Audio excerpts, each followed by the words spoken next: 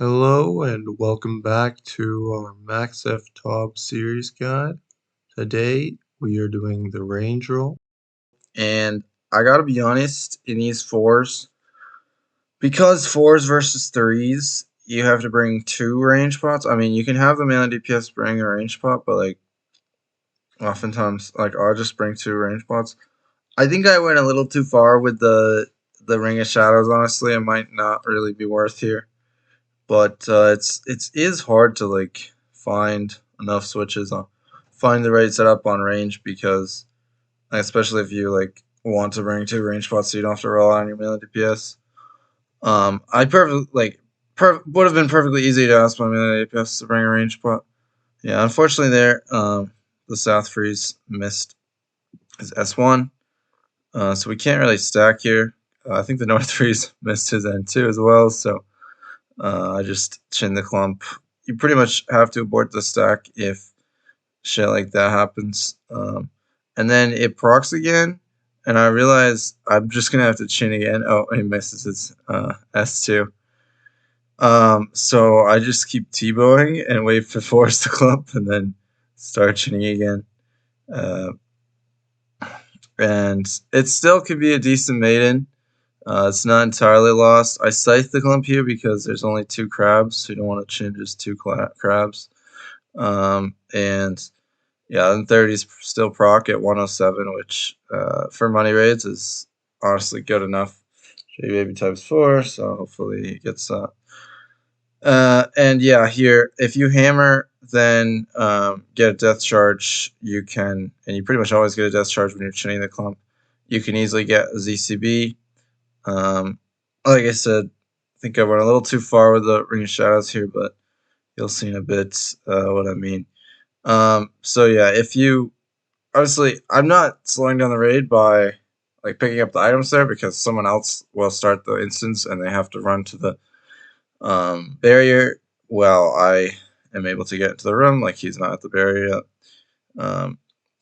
But and then yeah, the nice thing about four is like if you do drink two range pots, you can sip them twice. You can sip one 4 dose and then you can sip the other 4 dose.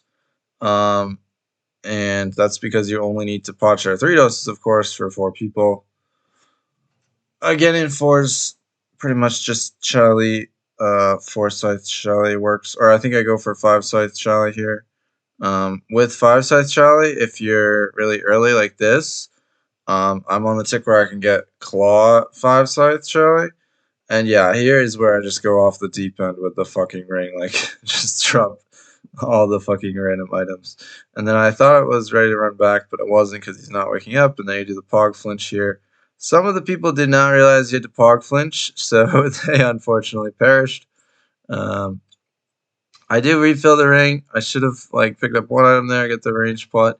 But you'll see when it goes down, it ends up going down near the items, so it's not that bad. But yeah, it's definitely not ideal to. I don't know. There's got to be a better setup or something. I mean, it's kind of copium to bring the Ring of Shadows, but you can make it work. It's just yeah, a lot of effort. So for Nylos, I have to get a stam, and this is a really keck part because I trade up can't drop anything in my inventory for the prayer pot, so I get the pot share off there, and then I get to have enough space for a stam and a prayer pot. Yeah, I think I should like drop Godbook, and then maybe it'd be a little more manageable. Pot share the stam, I start the room. Yeah, money raids, so you just want to get in there as soon as possible. Unfortunately, I hack bow that first one, but we recover.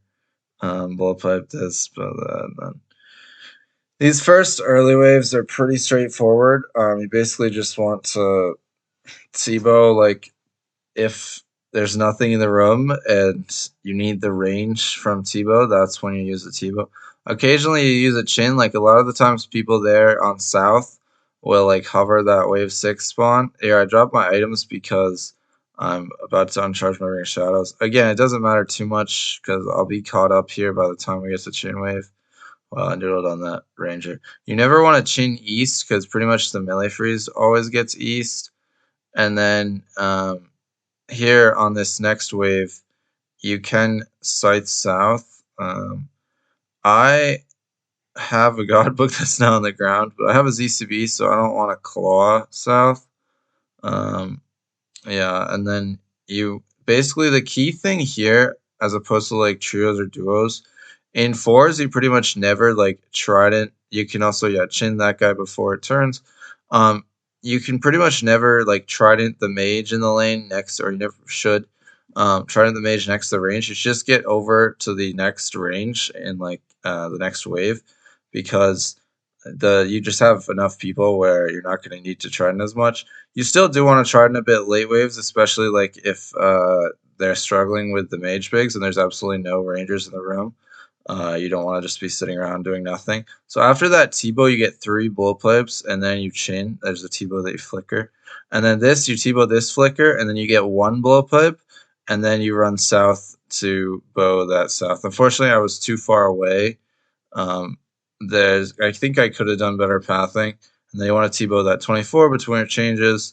And the better, generally, the higher the scale, like you don't want to blow pipe it. Like in threes, it's kind of okay to blow pipe it, but with the higher scale, it's more important to have it die earlier so that your teammates know it's dead with the plugin that like has it disappear if you get the XP drop.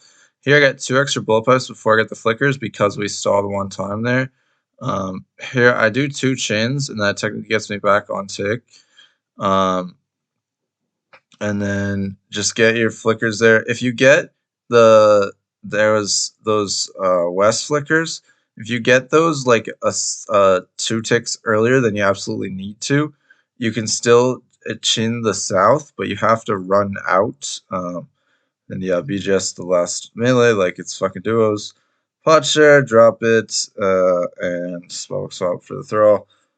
As you can see here, like if I had gotten the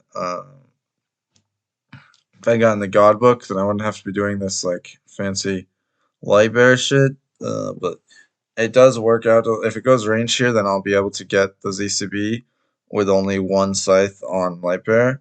And then yeah, I get the ZCB and 2 more sites, and so I got the Charlie as well.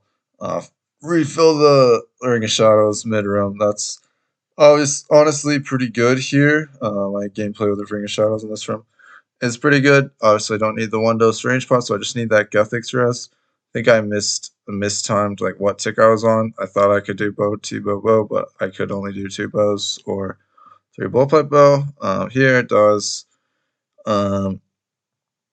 And then this is not my shark, but I just yoink it because I find that with certain people, either they're just AFK and like if they're not their shark, then I don't know. So that guy there was one guy in the room, or it is their shark, but they just run past it. Like so someone's in the back. That's why we're not starting here. But like if they just run past it, like I'm taking that shark. So I think I had been northwest like a previous raid, but then we both go northwest and it's just lost. I go back northeast. On range roll, just like trios, you're pretty much always 2-3. The way it goes is the ranger is 2-3, the melee DPS is 1-2, the melee freeze is 1-3, and the major backs up. Here I tank Avenge, then Avenge again. Again, I have 1 shark here, so I definitely can tank a few Avenges. We don't have any VC, so they didn't call like I guess that's left or east. Yeah, this F2 kill guy unfortunately fell back behind a little bit. I think what happened there actually is I was supposed to insta hammer, but someone else, I think J Baby is melee freeze or something, and he was gonna 1-3, but he ended up hammering there. So I was going to insta hammer, but I didn't, and then I noticed that there was already 2 hammers, so I just saved my spec. I think this last phase I still forget to equip my hammer, but I will end up hammering. Oh no, I do equip my hammer. We'll see. Here, you basically, the way the maze works is you want to just 1 tick the maze, But if you're not in VC, sometimes, so yeah, then off on 3 there with a good team. So there, I missed my hammer, so I really should have gone again. But luckily, the major had a backup. And then here, I should send the claws immediately. I looked to heal someone, but then I realized I just avenged myself, so I T over 50. But I send the claws super late here. And I actually haven't done the calcs. It may be better to claw with Ultor, but I haven't calced it. But honestly, that's a pretty decent so time. Refill the Ring of Shadows. Here, the way it works is you have to God Book and then equip. I think I fuck it up here, but you God Book with your light bearer on, and then you wait till you're 95 spec. Let's see what I do. I put my Ultra on back again. I think I need to put my light bearer on. As you can see, like, you do gain a lot. So say I put my light bearer on there, but now I need to be 95% spec. When if you do it right, you got book with your light bearer on, you get to 95% spec by the time the room timer is 22. It's like 22.4 or something, or 22.8. Let's see, 22.8, yeah. And then you put your Ultra on 22.8. Unfortunately, I'm not 95 yet, and I end up just leaving the light bearer on, or I should have flicked. So you could have done, you can do the light bearer like 15 seconds later and then hammer with the light bearer. But I didn't do that, so I just left it on, and we regen to 100 right here. So I fucked up. So 15 seconds later would be instead of 22. So the one thing you can do, so I only saw one hammer there, so I went again. I probably shouldn't have because I ended up losing a tick. But yeah, with the ZCB, yeah, if I had put my light, like flicked my Ultor once I was 95 and then put my light bearer on, 22.8 plus 15 is 37.8.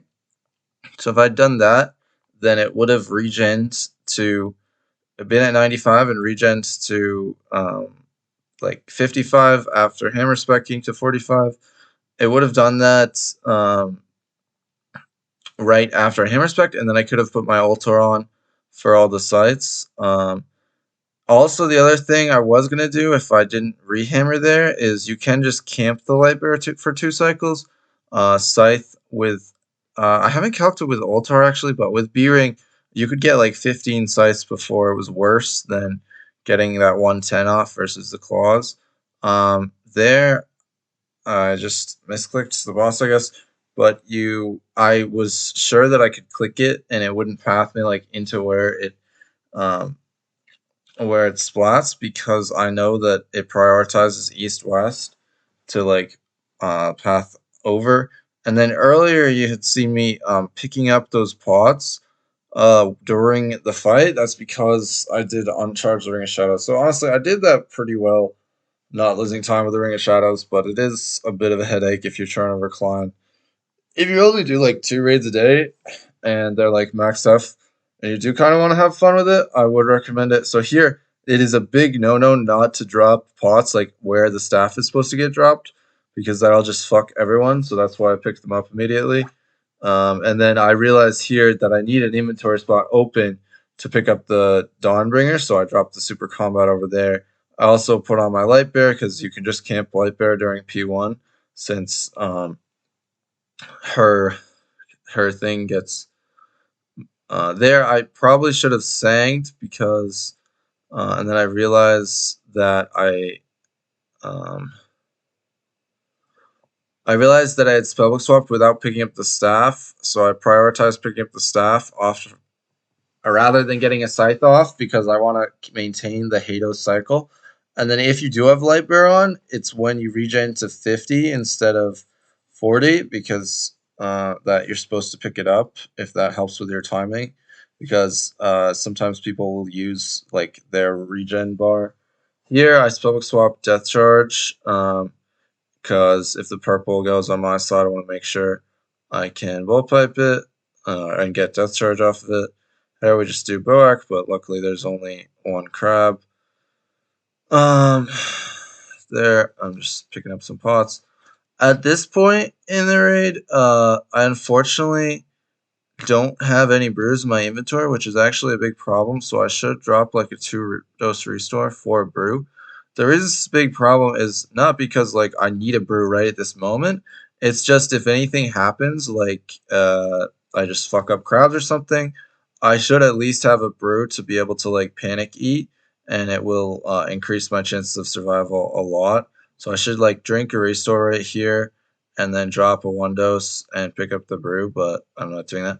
Also, you want to try to drop your items to right click, not on that tile, that tile that's like 2 tiles diagonally northwest. There I chance to get bounced, and this is where I'm panicking because I could have gotten maged there because I didn't flick properly. I do get maged. Could have got maged twice, and I didn't have a brew in my inventory. Obviously, I could have prayed. But I also could have gotten range, that's why I prayed range when I got bounced. I should have waited for her to attack to pray range because she could have targeted me with a mage. I will say, in general, though, the range, if she does a range versus a mage, like the mage doesn't have a min hit, whereas the range does have a min hit, and I think the mage even checks accuracy, so the range is much more dangerous and should just, if you can't like trust yourself to time praying range, you should just pray mage. Here now I have brewed up, I have an extra dose of super combat, or maybe even 2, so I'm perfectly like like confident in off prey venging. Unfortunately there, because I stepped under 2 tiles actually, the mage came to me a tick sooner. If I had stepped under 1 tile, it hadn't, and then because I got hit at 29 there, I kind of got spooked, so I just sent the brews and said like, fuck brew super combat, I want to chug 3 doses of brew right now, or maybe it was 2, I forget.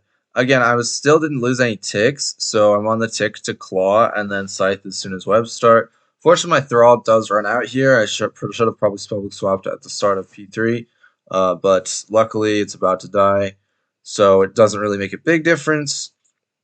And then it should die west here. Yeah, that's actually pretty fast for 4s. It doesn't generally die west for P3, but it does happen. And like if you're all potted, pop the crabs properly, don't lose any ticks. It's not that rare. And then yeah, there it is, 1434. I think this was our last raid. But yeah, thanks you guys so much for watching. I hope you're enjoying the series, and please remember to like and subscribe. We're almost at 300 subscribers, so it'd be really nice to get there.